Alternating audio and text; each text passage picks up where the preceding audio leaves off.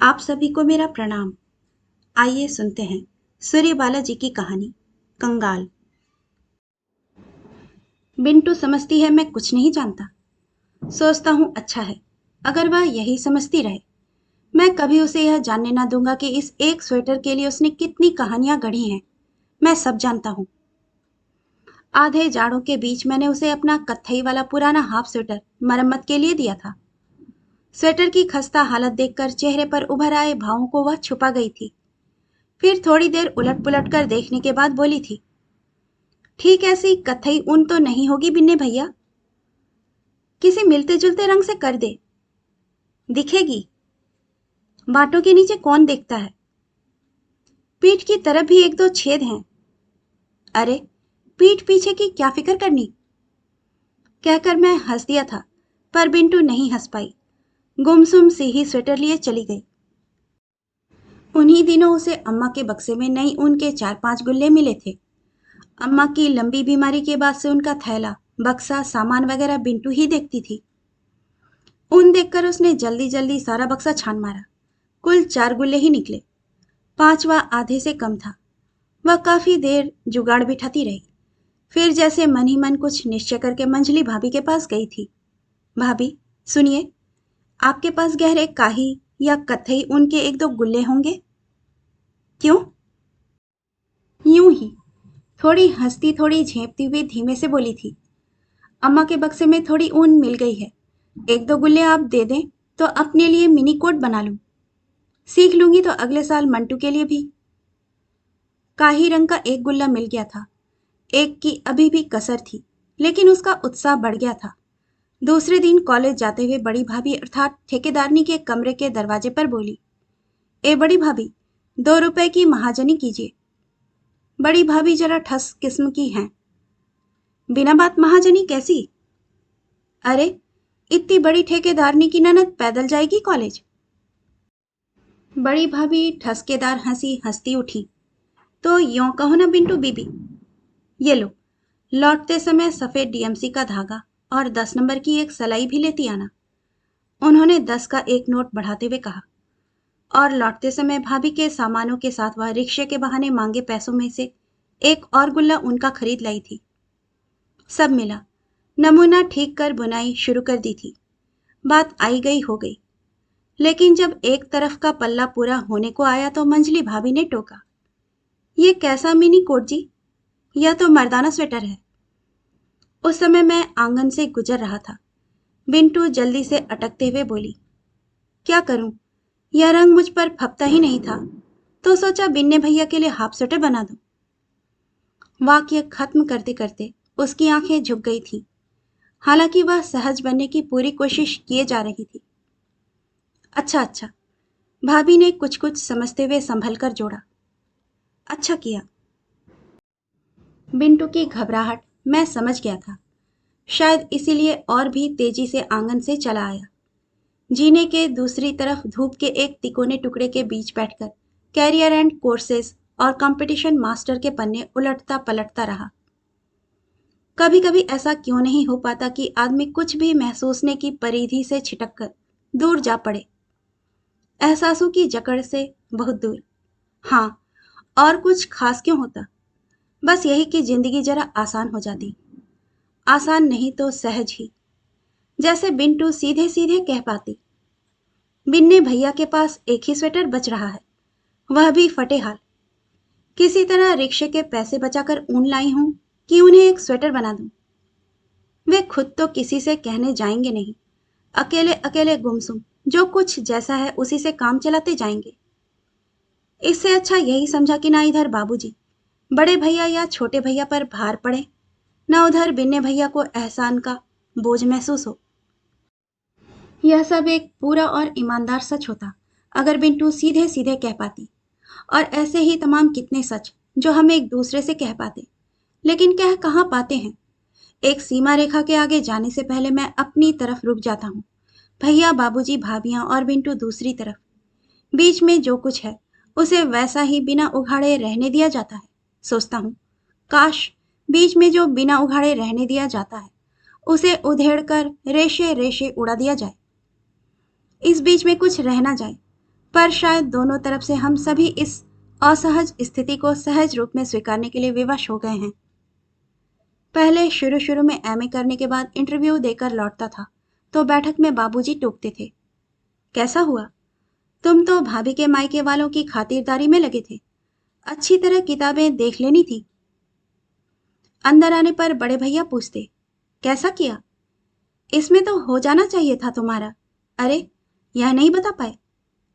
3-4 दिनों बाद दौरे से लौटकर मंझले भैया जोड़ते, क्या पीलीभीत गए थे, अरे तो कामिनी भाभी के चचेरे भाई के यहाँ ठहर गए होते, बेकार 100-125 रुपयों पर पानी फेर आए, और अम्मा का बिसुरना लगातार जारी रहता। अब लौटता हूं तो कोई कुछ नहीं कहता। एक तरफ से सभी लोगों की सहानुभूति भरी निगाहें उठती हैं, लेकिन साथ ही जल्दी जल्दी कतरा जाती हैं। जानबूझकर कोई कुछ नहीं पूछता मुझे इस अजीबोगरीब बेचारगी से बचाने के लिए, लेकिन धीरे धीरे इस कमरे से उस कमरे ढेर सी फुसफुसाहटें तैरती सी महसूस होती हैं। क्या हुआ, हुआ कुछ? नहीं, नहीं हुआ। इस बार भी फुसफुसाहटें शांत हो जाती हैं, पर उनकी प्रतिध्वनियां देर तक हर कमरे की दीवारों के आर पार टकराती रहती हैं। इसके बाद बाबूजी पूजा की घंटी जोर जोर से बजाकर उठने के साथ हरी इच्छा भावी बलवाना गा उठते हैं। अम्मा की रेंगती आवाज वाले विश्वास को बिंटू डपट कर रोक देती है और भाई साहब गुजरते हुए कहते जाते हैं, नहीं हुआ, कोई बात नहीं, ज्यादा सोचा मत करो। बिंटू दूर से मेरे चेहरे पर दृष्टि डालकर मेरी मनस्थिति अंदाजने की कोशिश करती है, पर जल्दी ही उसे अपनी गलती मालूम हो जाती है, क्योंकि मेरा चेहरा अब वैसा रह ही नहीं गया है कि उससे मेरे अंदर गुजरती हुई स्थितियां अंदाजी जा सकें। पिछली बार एलआईसी का इंटरव्यू देकर जबलपुर से लौटा था तो इंदू दीदी आई थी। घर में घुसते ही उनके दोनों बच्चे जोर से चिल्लाए, बिन्ने मामा जी, हमारे लिए। सुनते ही दीदी ने जल्दी से आकर उन्हें डपटा। आते ही तंग करने लगे, मामा जी जरूरी काम से गए थे, उन्हें इतना टाइम कहाँ था। काश इंदू दीदी कह पाई होती, उनके पास इतने पैसे कहाँ थे। हाँ हाँ, हमें मालूम है, इंटरव्यू देने गए थे नौकरी के लिए, है ना मामा जी? बड़ा वाला बबलू बड़ी समझदारी से बोला था। हाँ हाँ, मैं बिला वजह उन्हें, अपने को और इंदू दीदी को संभालने की कोशिश करने लगा। दीदी भी उसी कोशिश में जल्दी जल्दी यहाँ वहाँ के हालचाल पूछने लगी, पर रोकते रोकते पूछ ही बैठी, कुछ पता पड़ा? हाँ, मैंने उसी खिसियानी हंसी के साथ कहा, जिन लोगों को चुना जाना था बस उन्हीं को रुकने के लिए कह दिया गया। ओह, कुछ खास थी भी नहीं, ये भी कह रहे थे। हाँ, मैं फिर वैसी ही बेचारगी से हंसने लगा। इंदू दीदी नहीं हंस पाई, बिंटू की तरह। फिर बैग, बिंटू के लिए इमिटेशन ज्वेलरी के बूंदे और पेंडेंट, बच्चों के लिए टॉफियां, बिस्कुटों के पैकेट, पवन के लिए रंग बिरंगी चौड़ी टाई, और अंत में सबसे बड़ा पैकेट उन्होंने मेरी तरफ बढ़ा दिया। खोलकर देखा, टेरालिन की मजबूत पुख्ता शर्ट। अच्छी है, बहुत अच्छी। इंदू दीदी खुश हो गई, और पवन की अकड़ देखो, कहता है सेकेंड्स के माल से उठा लाई हुई है टाई, आकर कॉलेज में देखो, लड़के कैसी कैसी टाई डाल के आते हैं, फड़क जाओगी। हाँ, पवन इस तरह अक्सर कहता है, मुझसे 2 साल छोटा है, मेडिकल के फाइनल ईयर में है, बस इस साल के बाद वह भी एक तरफ निकल जाएगा। वैसे उसकी बातचीत, चाल ढाल सब में अभी से पूरा डॉक्टरी रुआब झलकने लगा है। खूब तेज चलना, पैंट की जेब में हाथ डाले किसी थिरकती ट्यून की विस्लिंग करने लगना, फटाफट बोलना और जोर से पूरा मर्दाना ठहाका लगा जाना। घर बाहर से संबंधित किसी भी मामले में वह बेलाग और पूरे विश्वास के साथ अपनी राय जाहिर कर देता है, चाहे बिंटू की शादी की बात हो, मंटू की पढ़ाई की या इंदू दीदी के ससुराली झगड़ों की। अम्मा के इलाज के बारे में तो खैर वह डॉक्टर है ही, कोई भी समस्या हो वह बाबूजी, भैया और थोड़ी बहुत अम्मा के बीच भी घिसटती सी रहती है कितने कितने दिनों तक। लेकिन पवन जब कभी हॉस्टल से 1 आध दिनों के लिए आता है, चुटकी बजाते निर्णय ले डालता है। बाबूजी, भैया सब उसकी राय के कायल हो जाते हैं। सोचने की कोशिश करता हूं कि यह वही पिद्दी सा पवन है ना, अव्वल दर्जे का दब्बू, किसी के सामने बोलते समय बात बात में लड़कियों सा शर्मा कर उंगलियां तोड़ने लग जाने वाला, भाई लोगों के दोस्तों को, भाभीियों के भाइयों को देखकर ही झेप कर भाग जाने वाला पवन अब कितना बोल्ड हो गया है। शरीर भी पहले सा दुबला ना रहकर सीधा होकर कस गया है। आंखों में चमक और चेहरे पर रुआब आ गया है। बचपन के दिनों से अभी कुछ सालों पहले तक घर बाहर के लोगों की जबान पर ज्यादातर मेरा ही नाम रहता था, क्योंकि एक तो मैं सीधा था, दूसरे शर्माता झेपता नहीं था। जो काम कहा जाता उसे सोच समझकर ठीक से करता। छुप छुप कर प्रकृति वर्णन और देशभक्ति पर कविताएं लिखना, कभी कभी टीचरों पर हास्य रस की पैरोडी भी, जिसे बाबूजी और बड़े भैया बड़े शौक से अपने दोस्तों को सुनवाते। खूब वाहवाही मिलती। बाजार से सब्जी मसाले घी तेल लाने के काम में भी ज्यादा योग्य समझा जाता, क्योंकि पैसों का हिसाब ठीक रखता और सामान देखकर परख कर लाता। जबकि पवन से एक तो अक्सर पैसे गिर जाते, ऊपर से बिना देखे सुने कभी सिले मसाले उठा लाता, कभी सड़ी गली सब्जियां। कुछ कहने पर देर तक पिनपिनाता रहता, इसलिए किसी बात के बीच उसे बोलने से पहले ही डपट दिया जाता। तुम चुप रहो जी, बिना बात बीच में दखल मत दिया करो, जरा एक काम तो होता नहीं। भाभी का चुन्नू दरवाजा खोलते ही खुशी से चिल्लाया, पवन चाचा। घर में आकर बताया साथ में दो दोस्त भी हैं। घर में थोड़ी खलबली मचती है। अम्मा, वनस्पति नहीं है, बिंटू कहती है। बड़ी बहू से कहो। अम्मा गेहूं बीनते हुए कराह कर चश्मा ठीक करती हैं। भाभी, पवन भैया और उनके दो दोस्त आए हैं, वनस्पति खत्म हो गया है। अरे, इस बार बहुत जल्दी खत्म हो गया। ये लो, 6 समोसे मंगवा लो। भाभी दूरदर्शी हैं। वनस्पति अभी मंगवाने का मतलब पवन और उनके दोस्तों के साथ साथ पूरे 12 प्राणियों के कुनबे के लिए पकौड़े तले जाएं। इस हिसाब से 6 समोसे और 3 प्याले चाय की आवभगत कहीं सस्ती पड़ेगी। मंजली भाभी के लिए भी अच्छा ही है। आध घंटे पहले चौकी में जाने से छुट्टी मिलेगी। लेकिन समोसे लाए कौन? बच्चे सब स्कूल। सबको मालूम है, मैं पूरे 4 साल का बेरोजगार नकारा कोने वाले कमरे में कंपटीशन मास्टर और कैरियर एंड कोर्सेज लिए बैठा हूं। मेरे पास इफरात समय है, मुझे कोई जरूरी काम नहीं। फिर भी पवन के दोस्तों की खातिरदारी के लिए मुझसे समोसे लाने के लिए कौन कहने जाए।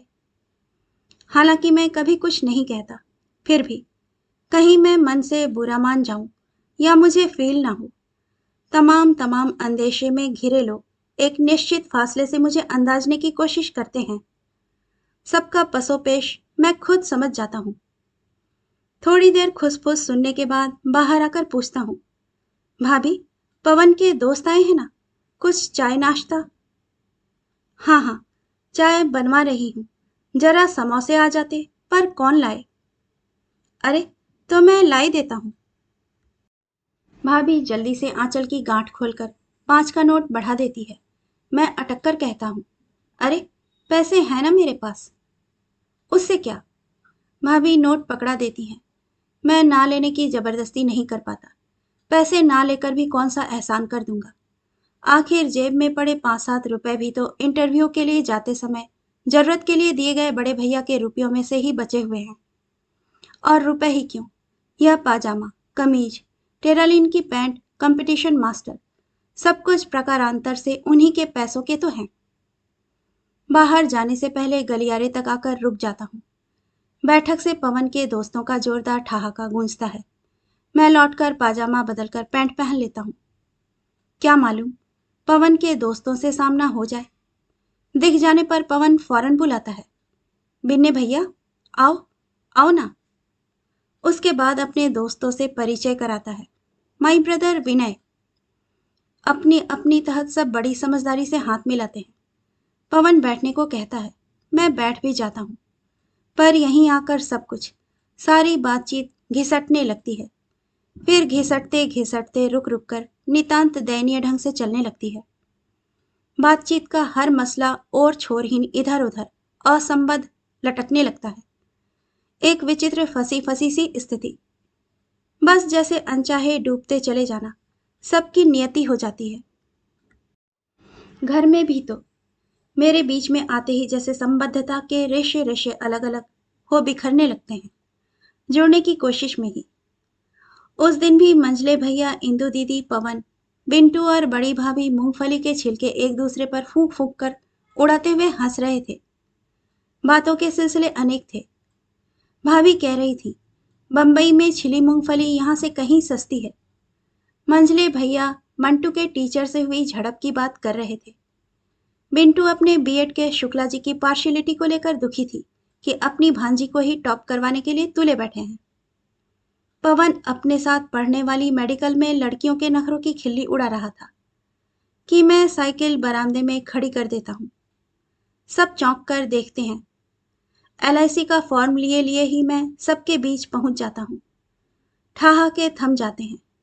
सहज उन्मुख चेहरे बारी बारी से सहानुभूति, बेचारगी, गंभीरता और हठात चिंता भाव से देखने लगते हैं। आओ आओ, बिन्ने बैठो। इंदु दीदी छिली मूंगफलियों के कुछ दाने मेरी ओर बढ़ा देती हैं। लास्ट डेट कब है इसकी? मंझले भैया फॉर्म की ओर इशारा करते हैं। बिन्ने भैया, खाना लाऊं? खाओगे? जल्दी से एक दो कौर चावल ही खाकर गए थे। मिंटू थी। क्यों? इंदु दीदी जल्दी से पूछती हैं। रोटियां सेकी ही नहीं थी तब तक। पवन भैया की साइकिल ले गए थे ना, इसीलिए जल्दी में थे कि उनके हॉस्टल से जाने के टाइम से पहले लौट आए। अरे तो ऐसा क्या? पवन को भी कुछ कहना था। बिन्ने, चाय बना दे बिंटू। वही हुआ। सबके बीच चलता हुआ बातों का सहज सिलसिला टूटकर बेतरतीब ही मेरे चारों ओर अटकने लगा। ऊपर नीचे आगे पीछे वही दया, सहानुभूति, बेचारगी भरी थिगलियां जैसे मेरे समूचे जेहन को तेजी से ढांपने लगी। मैं चाहकर भी उन्हें निकालकर फेंक नहीं सकता। खामोश खड़ा सुन रहा हूं। कितना असहाय हो गया हूं मैं अपनी खामोशी की इन दमघोंट दीवारों के भीतर। बारी बारी से सबके द्वारा हमेशा दोहराए जाने वाले सांत्वना, सहानुभूति भरे शब्द, बस जैसे लखवारी ईंटें हों जिनके अंदर मैं अनचाहे चुनता चला जा रहा हूं। आखिर कैसे मैं इतना असहाय, लाचार होता चला गया? कैसे अनजाने अपने आप को सबके हाथों में सौंपता चला गया? सबके अपने अपने ढंग हैं। किसी ने साग भाजी मंगाने के बाद हिसाब नहीं लिया। किसी ने टेरालीन की मजबूत शर्ट ला दी। किसी ने इंटरव्यू के लिए जाते समय जबरदस्ती 20 रुपए थमा दिए। यह बेरोजगारी क्या बस आर्थिक तंगहाली है? नहीं, शायद एक ऐसी लाचारी जिसने मेरे समूचे व्यक्तित्व का रस चूसकर मेरी पूरी की पूरी मानसिकता को पंगु बना बीच रास्ते में फेंक दिया है। मैं रह ही कहाँ गया?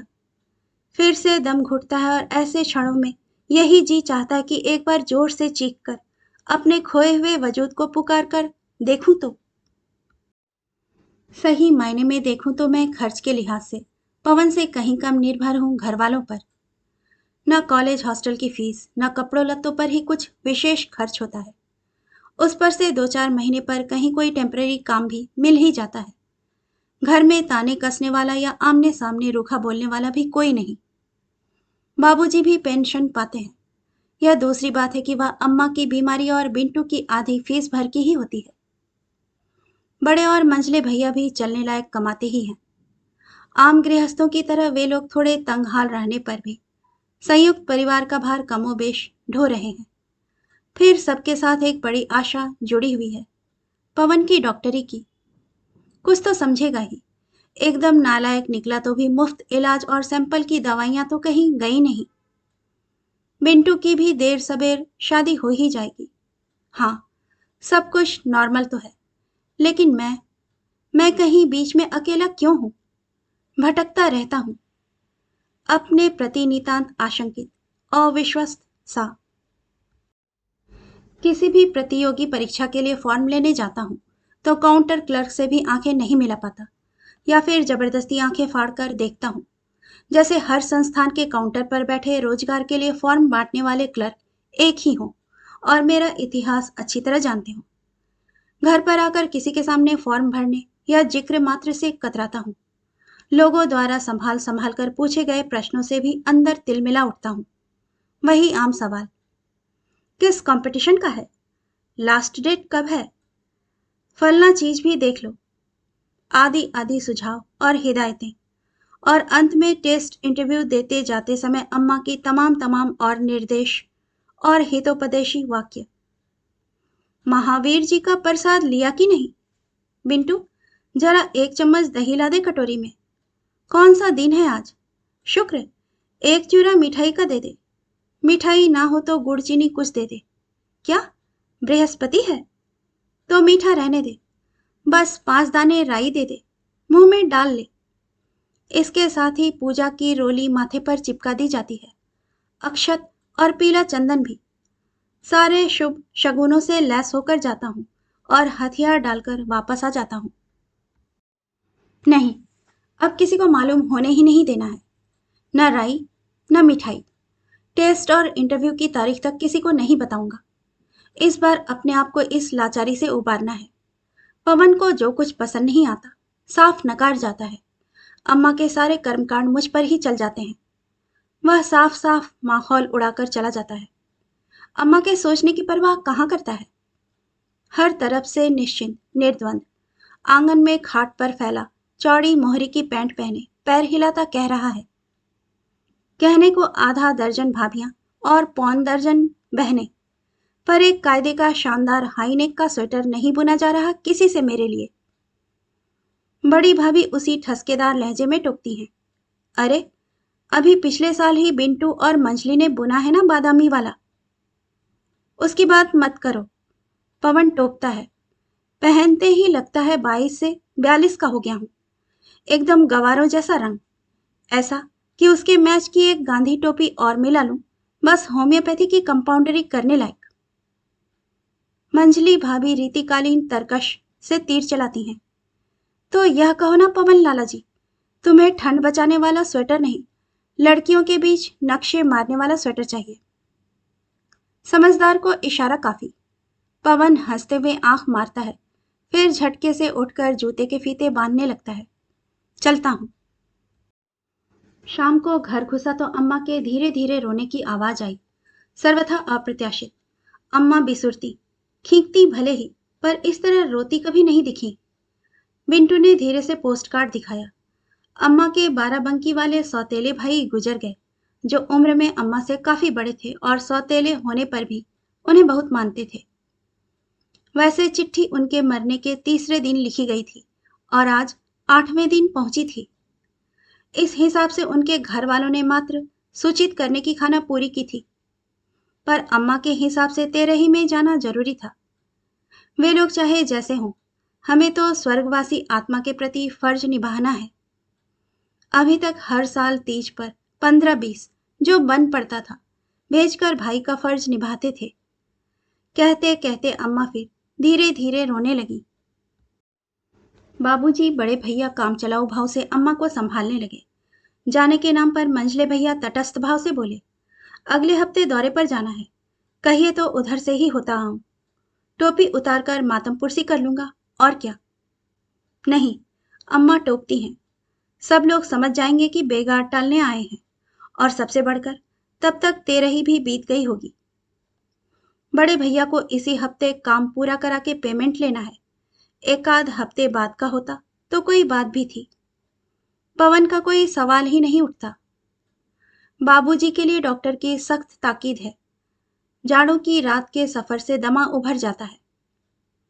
तब बिन्ने, कोई धीरे से कहता है। हाँ, बिन्ने से पूछो, कहाँ है, बुलाओ। तुम्हें फुर्सत होगी? कुल 4 दिन लगेंगे। जा सको तो अच्छा है, जरा मन बदलेगा। पुरानी रिश्तेदारी ठहरी। बड़े भैया और छोटे भैया के साथ कुछ न कुछ परेशानी है। तुम चले जाते तो। हाँ, तो ठीक है। बाबूजी खुश हो जाते हैं। कल शाम की मेल से अपनी माँ को लेकर चले जाओ।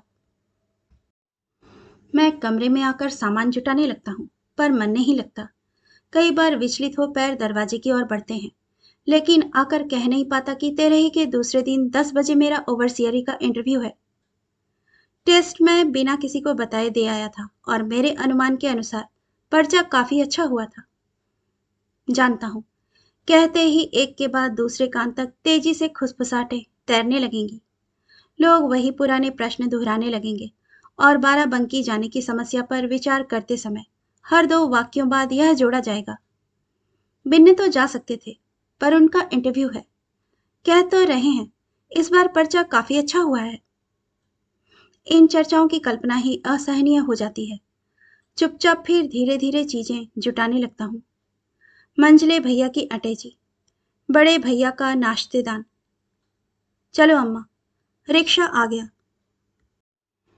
तेरे ही बिताकर अम्मा के साथ लौटता हूँ तो बाबूजी एक हाथ से चश्मा, दूसरे से धोती संभालते लपकते हुए खुश खुश आते हैं। अरे बिन्ने, तुमने कोई इम्तिहान दिया था? ये देखो, उसकी मार्कशीट आई है। नंबर तो बहुत अच्छे हैं। इंटरव्यू कब है इसका? मैं चुपचाप बगैर जवाब दिए लिफाफा उनके हाथ से लेकर अंदर आ जाता हूँ। बाबूजी हक्के बक्के देखते रह जाते हैं, अपने से नितांत संत्रस्त। इतना भी नहीं कह पाता कि इंटरव्यू बीत गया इसका। कहानी सुनने के लिए आपका धन्यवाद। श्रोतागण, आपसे विनम्र अनुरोध है कि कृपया कहानी पसंद आए तो इसे लाइक और सब्सक्राइब जरूर कीजिएगा। धन्यवाद।